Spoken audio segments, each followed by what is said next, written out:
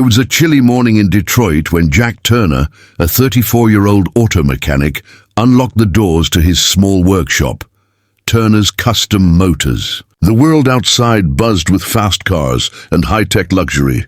But Jack's garage was old school, grease-stained floors, tools that had seen decades, and the smell of oil and determination.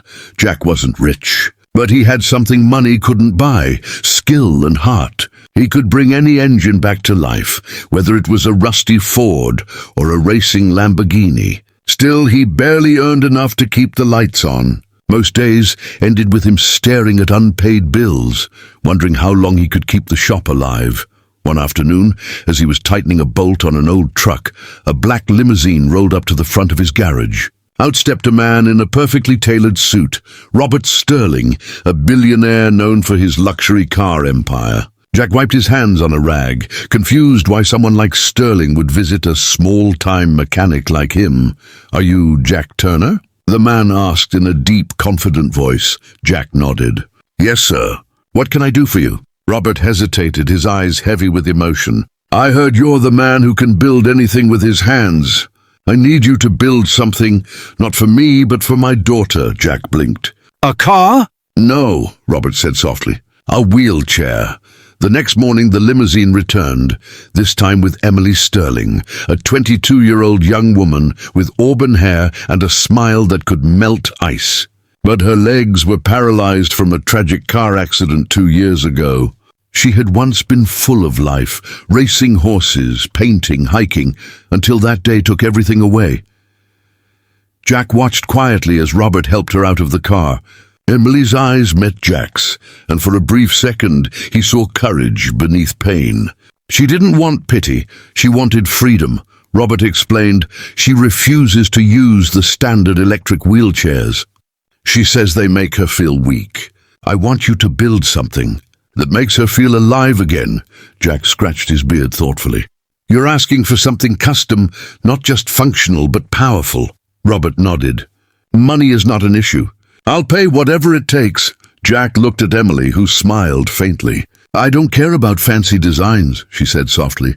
"I just want to feel the wind again." Those words hit Jack like a spark in his chest. Over the next few weeks, Jack poured his soul into the project. He designed a wheelchair unlike anything the world had seen.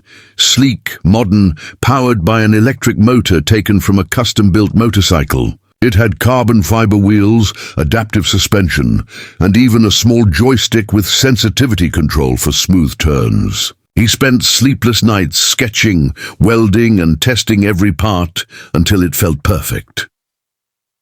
Emily visited often, curious about his progress. At first, their conversations were short, polite but distant. But slowly, a connection formed.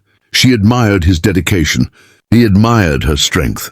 One evening, as she sat beside him in the workshop, she asked, "Why are you helping us? You could have taken the money and handed this off to a big company."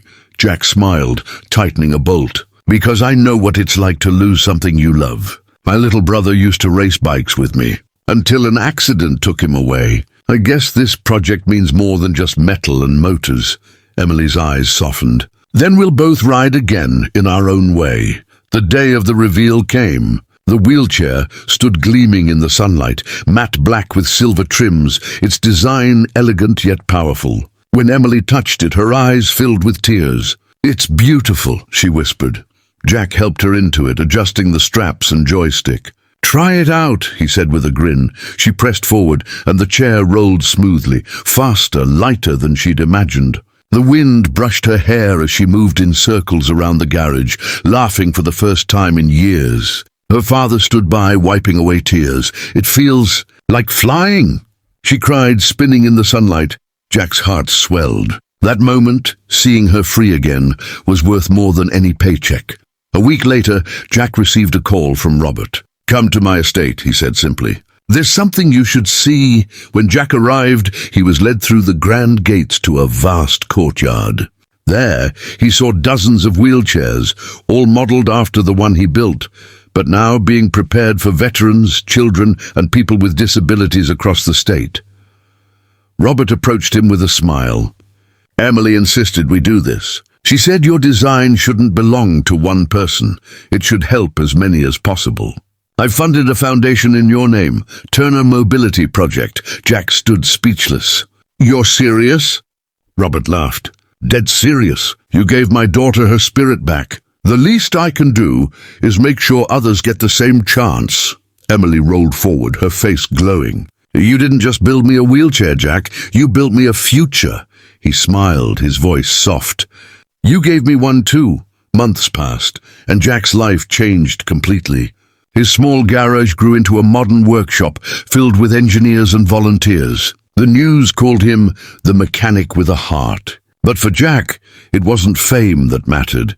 It was the smiles of people regaining their independence. Every now and then, Emily visited the shop to check on new designs. They'd laugh, share stories, and sometimes go for rides by the lake, she in her sleek chair, he on his old motorcycle, both feeling the wind that once seemed so far away.